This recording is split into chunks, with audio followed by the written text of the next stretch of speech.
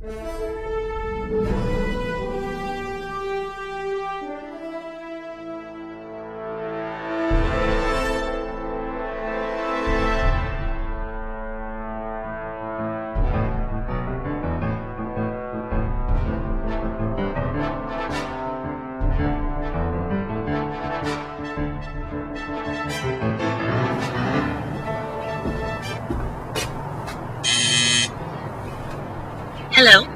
Yes, this is Miles Gorliss. I have an appointment with Dr. Page.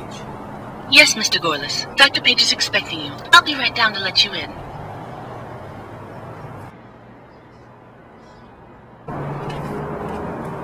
Well, hello. And you are? I'm Millie, Mr. Gorliss, the doctor's secretary. Shall we go inside? After you.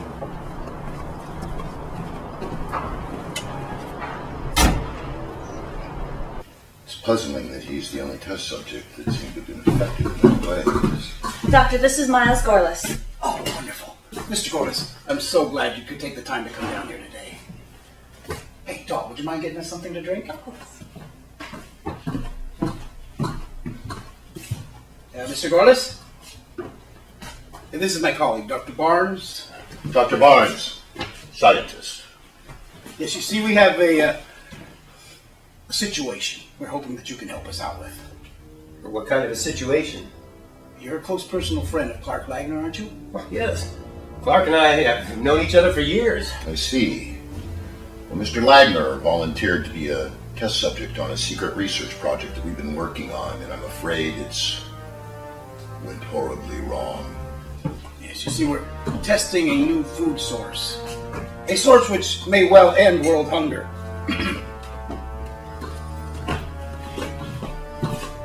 You see, we're experimenting with altering the genes of certain food crops.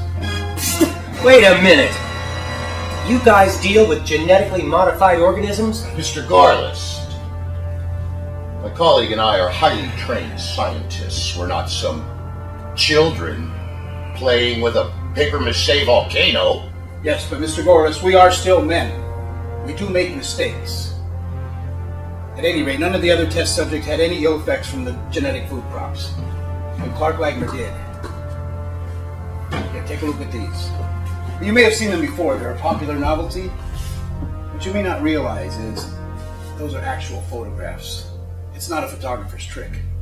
Wait a minute. You're telling me you grew food this big? That is correct. And Mr. Lagner has had a bad reaction to it. In what way exactly? You know, I think it might be best if we show you. You see, we asked you down here hoping that you could get through to Clark, that you could calm him down while we perfect an antidote.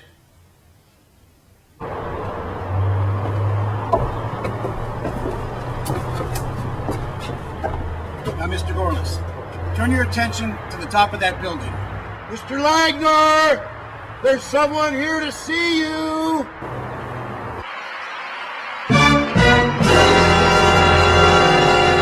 Good heavens!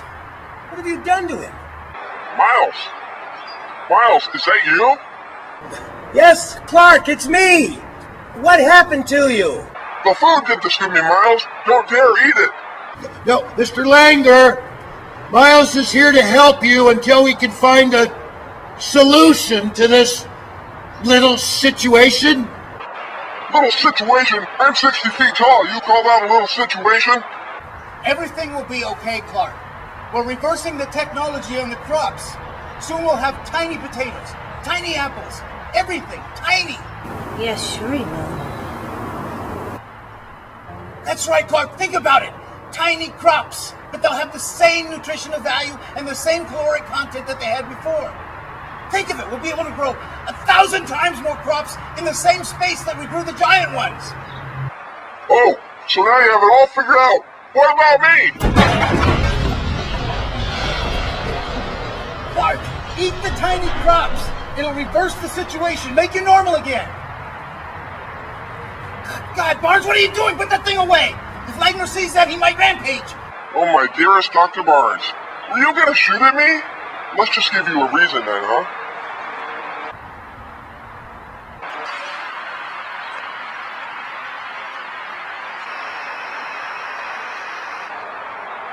You might want to call your insurance company.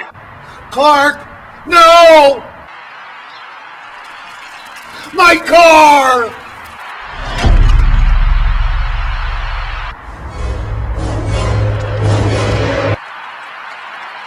Clark, stop it!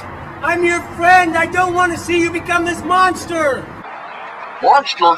You think I'm a monster now too? Dr. Page! Dr. Page, we got the first microcrop. Just in the nick of time. Thank you, Jim. Clark, we have the cure. This case contains the microcrops. Remember Alice in Wonderland? One makes you larger and one makes you smaller. These tiny potatoes will make you normal again. Here, take and eat them. If this doesn't work, I'll crush you all and leave no building standing.